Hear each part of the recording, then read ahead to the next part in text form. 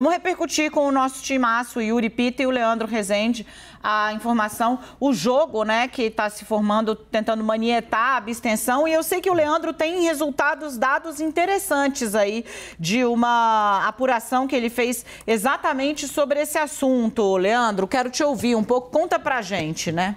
Essa questão da abstenção, Dani, ela não foi decisiva a favor do Bolsonaro nem a favor do Lula no primeiro turno. Isso foram dados que eu colhi junto com o Pedro Guimarães, nosso produtor, e que foram referendados e, obviamente, aprofundados pelo cientista político Jairo Nicolau, da Fundação Getúlio Vargas, com quem a gente também conversou aqui. Esse tema da abstenção, ele virou um grande debate para esse segundo turno, porque há uma diferença nos estados, quando você tem segundo turno, a abstenção tende a ser menor do que nos estados onde você não tem. Só que também há uma expectativa. Primeiro, né, a abstenção não é um fenômeno simplesmente político. O eleitor não vai deixar de votar no segundo turno só porque ele não quer nem Lula nem Bolsonaro. Tem questões que dizem respeito até ao cadastro da biometria, tem o tema do transporte, que é uma realidade para o norte do país, para uma parte do centro-oeste, em que você tem que se deslocar percorrer distâncias grandes num domingo para poder votar, então não é um fenômeno exclusivamente político. Mas o que os dados estão mostrando é que, o Jair Nicolau, inclusive, me disse isso, há uma superestimação nesse papel que a abstenção teve no primeiro turno e que pode ter agora no segundo, porque você pode ter uma abstenção maior no segundo turno, sim, nos estados que não vai ter segundo turno. Mas essa é uma eleição totalmente atípica, é uma eleição que tem uma cristalização do voto como a gente nunca viu antes. Então, nesse sentido, o fator específico dessa eleição de um presidente enfrentar um ex-presidente e deles mobilizarem tanta gente, a gente pode não ter um peso tão decisivo assim da abstenção. Nesse sentido, né, aonde que preocupa mais? Mas aonde a abstenção foi maior? Norte de Minas Gerais, Bahia e Maranhão, regiões que preocupam especificamente ao ex-presidente Lula, e o Centro-Oeste. O Centro-Oeste, que deu vitória para Bolsonaro, teve um registro importante de abstenção. O que eu chamo aqui de registro importante? Cidades em que a abstenção foi maior do que 20,9%.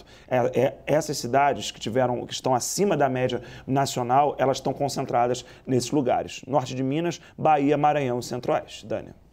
O Yuri, virou essa coisa, né? Onde eu sou bom, libera. Onde eu não vou tão bem, trava o transporte. É manietar o direito do eleitor, né? Feio isso de qualquer um dos lados, né, também. Pois é, e aí por isso que foi importante aquela decisão do Supremo Tribunal Federal, que deixou claro que qualquer prefeitura ou governo estadual, e a gente viu uma mobilização também de governadores, não só no transporte municipal, mas no transporte intermunicipal, ou seja, moradores de uma cidade que precisam se deslocar para outra podem ter esse direito em alguns estados garantido, e quando essa decisão do Supremo foi dada, era justamente para que não houvesse nenhum tipo de discriminação política, ou seja, é um benefício que vai ser liberado a todos os eleitores no dia da eleição, ou, como estão fazendo alguns estados, no fim de semana da eleição, começando na sexta-feira, para a pessoa sair da cidade onde trabalha, poder voltar para a cidade onde vota, e depois voltar para a cidade onde mora. Isso se tornou uma preocupação aí das duas campanhas. O Leandro Rezende, acho que você publicou uma matéria no site da CNN falando nessa linha, né, Leandro?